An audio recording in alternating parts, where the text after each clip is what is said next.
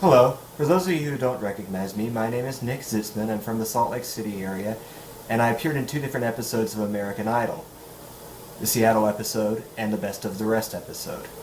In case you're wondering if it's really me or not, I still have the two shirts I was seen wearing in the Seattle episode. This is the shirt I wore while auditioning to get to the judges, and this was the shirt I wore in front of the judges.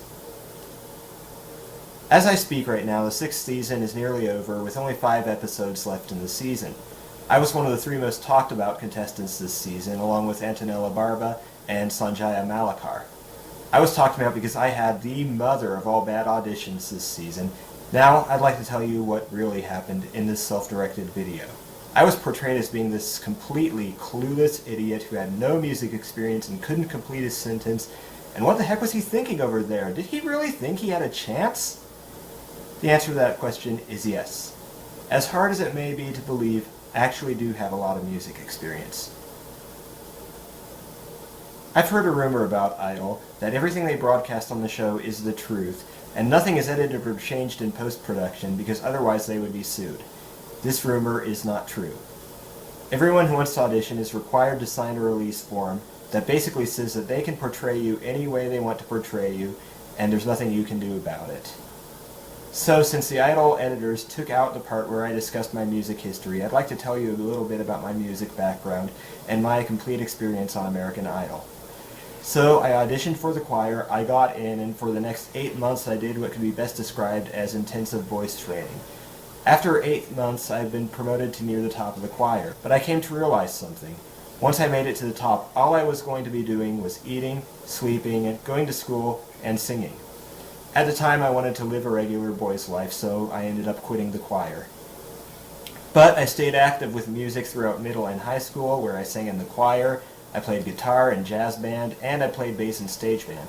I bought a copy of Apple's GarageBand music composition and recording software, and used it to record a few songs. I gave the finished songs to my family and co-workers, and then one of my co-workers thought that I should consider auditioning for American Idol. In the time I had to prepare, I searched through my music library looking for one song that would be appropriate to sing for them that didn't sound really boring. But there was one song I kept coming back to, and that was Unchained Melody. I didn't have the original Righteous Brothers song, but I did have U2's 1989 cover of the song, and I decided that I would sing the song just as Bono sang it, except that I would go high on the Are You Still Mine note, which Bono did not do in U2's cover. I had no idea at the time that the song was Simon's favorite. I didn't know until Ryan Seacrest told me moments before my audition. Then the big day finally arrived. I did not know it at the time, but almost everyone auditioning that day would be kicked by the judges, although 2 other people I met in the room, Blake Lewis and Sanjaya Malakar, would pass and end up going to the finals later in the season. I started the day by giving a brief interview for a producer. I started this interview by introducing myself and screwed up my introduction. I corrected myself and got it right the second time, thinking the first introduction would die on the cutting floor during the editing of the show, but later I would be shocked to see that the first take made it into the broadcast. So, I answered some more questions about whether I saw my music, about who I thought I sounded like, and so on, and then sat down and just tried to warm up while waiting. Sanjaya was singing Swing Low, Sweet Chariot in the waiting room, and was doing a pretty impressive job. I didn't hear Blake sing, although Blake did treat us to his imitation of Ryan. Blake was quite the character backstage. Then the judges showed up, and the auditioning began.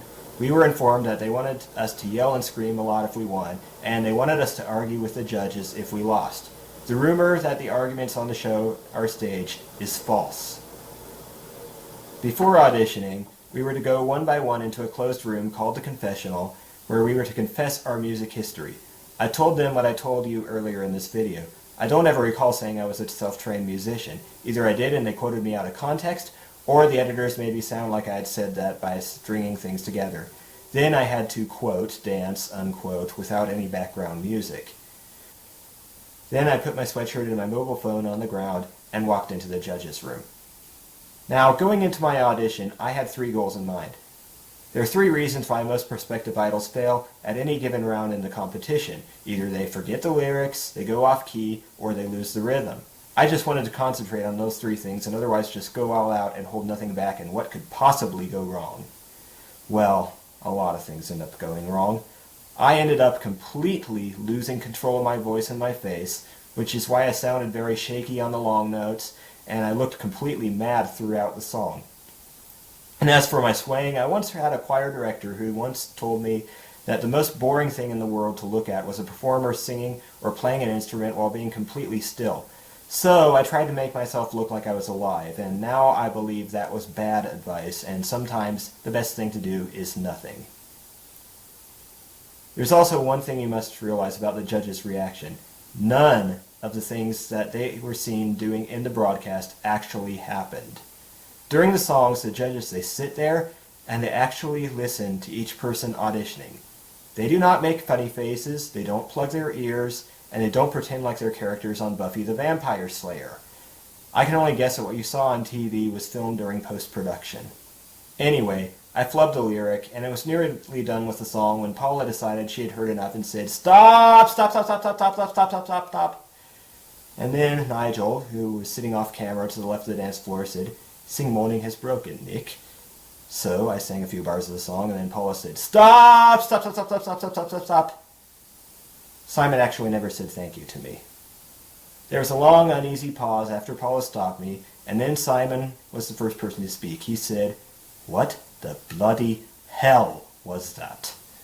Now, except for the flubbed lyric, I had met all my goals for the performance, so at the time I had no idea what I had done wrong. So at this point I could only stand up for myself, so I said, "That was me, was that not good enough?" And Simon then said, "It was one of the worst I've ever heard." Now it started to dawn on me that I had done something really wrong, but I didn't know what yet. So I said, "The worst?" And Simon said, "Yeah, it didn't even sound human." And I said, "What did it sound like?" And Simon said, "I don't know, it's like some sort of alien or something." And Paula said, "So I take it as a no from you, Simon?" And Simon said, "No." And you all know what Randy said. I think Randy was trying to induce an argument with me because some of the things he said weren't true. I was on key during the song. However, I figured the only thing worse than a loser is a bad loser, so I decided not to argue with the judges. I looked disgusted because I knew at that point that instead of going to Hollywood, I was going straight to idol infamy. Then Simon looked at the dossier and he asked me, "Did your high school choir have 300 people in it?" And I said no, and then Paula said, "Well, I think you could have done better than that." And I took that as my cue to leave, but as I was leaving, Simon said, "Wait, why don't you come back here and tell us what you do for a living?" And then I turned back and said, "I'm a software engineer." And Simon said, "Okay, go back to your programs and don't ever sing again." Then I turned to leave for good.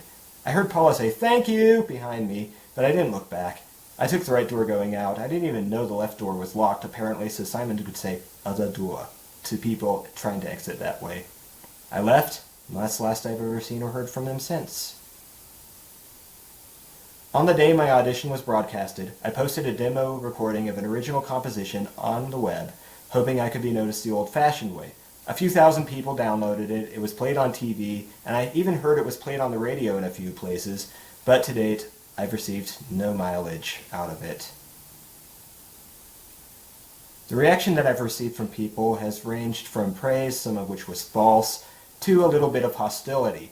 The reaction I indirectly received was almost entirely hostile. A lot of people fell for my portrayal on the show hook, line, and sinker, and didn't stop to think about it themselves. Still, I'm not sorry I tried out.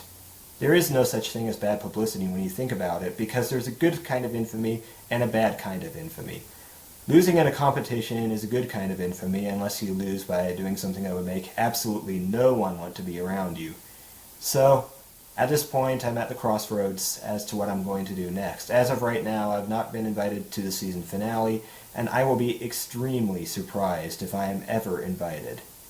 Now you know the truth, and I hope that now you will no longer believe what you see on TV, because even in so-called reality TV shows, the editors often show you their version of reality instead of what really happened.